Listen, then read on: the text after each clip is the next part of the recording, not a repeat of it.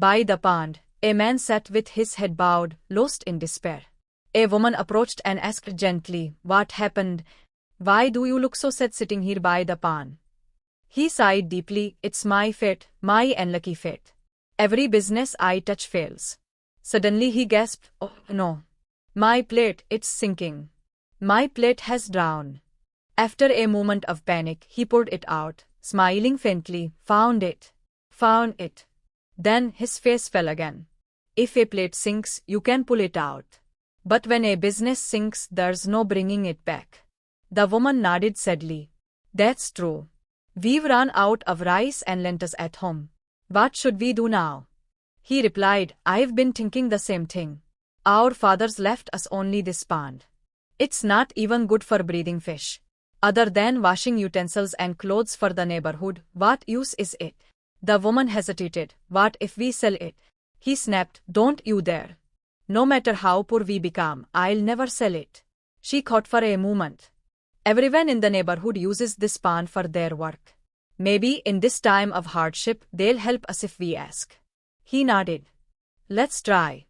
They went from house to house, asking softly, "Sisters, we've run out of food, no rice, no lentils. Could you please help us sell it?" But each reply was filled with helplessness.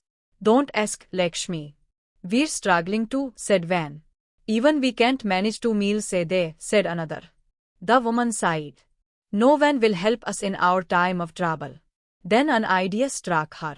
"Why don't you borrow some money from the merchant and start a rice business?" The man nodded slowly. "Yes, at least if the rice doesn't sell, we can still eat it." Days passed. The man returned home with sacks of rice. "Oh, my dear, I've borrowed money from the merchant and bought rice. I'll start our new business now." But the very next morning, disaster struck. All the rice was ruined overnight. He cried out, "Oh no! What misfortune! My business is ruined again." His wife tried to calm him. "Please don't lose hope so quickly. In tough times, we must keep a cool head. Take a breath. Stay calm." "How can I stay calm?" he shouted. "Everything is gone. How will I repay the merchant now?" Later, sitting quietly, she said, "This pond is no longer useful to us. Maybe we should start farming." He replied bitterly, "We can't even grow fish in this pond. How will we farm without land?" She smiled knowingly. "Look around. Everyone in the neighborhood seems happy because they have no problems. And when there are no problems, there's no need for solutions." The man looked confused. "What do you mean?" She explained, "Darkness is a problem, right? That's why people buy lanterns, to solve it. If there's no problem, there's no value in a solution." He still looked puzzled. "All right," she said with a spark in her eyes, "just do as I say. First, we'll create a problem, then we'll sell the solution." The next day, they put up a notice near the pond. "From today onwards, washing clothes and utensils in this pond is strictly prohibited." People gathered, shocked. "But why?" He replied firmly, "Because it's wasting water. This is my ancestral property, I can't let it be ruined anymore." Everyone grumbled as they returned home. Soon, problems began. Without the pond, soap water flooded the streets. People slipped and fell, quarrels broke out, and chaos spread. Then one morning, Lakshmi announced cheerfully, "Come everyone, look here. We've started a new business, washing clothes and utensils.